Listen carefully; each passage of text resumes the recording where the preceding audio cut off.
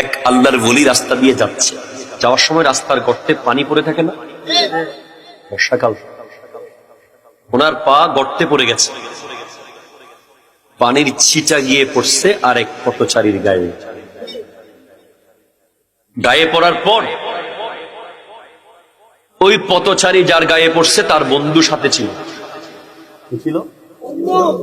বন্ধু বন্ধুর খাতিরে, বন্ধুর খাতিরে ওই ওলি আল্লাহকে একটা ধাক্কা মেরে দিয়েছে।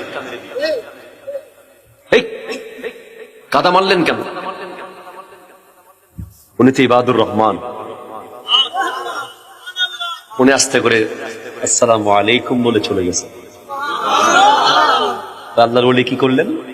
সালাম দিয়ে ধাক্কার বদলে ধাক্কা দেন নাই।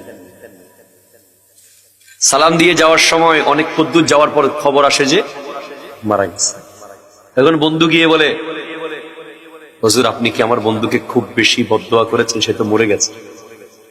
বলে না না না, আমি কেন বদদোয়া করব? আপনার বন্ধুর গায়ে কাদা পড়েছে, আপনার খারাপ লেগেছে,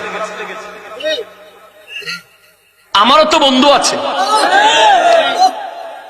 একটু জোরে বলুন না। আমারও তো একজন বন্ধু আছে ভাই। হয়তো আমার বন্ধুর আপনার বন্ধুর মতো ইয়ামাহা R15 নিয়ে ঘুরে না, আপনার বন্ধুর মতো iPhone 16 নিয়ে ঘুরে না, আপনার বন্ধুর মতো বড় বড় গাড়ি ঘোড়া বাড়ি পাওয়ার নিয়ে ঘুরে না, কিন্তু আমার বন্ধু দুনিয়া সৃষ্টি করে, ঠিক কিনা জোরে কথা বলে।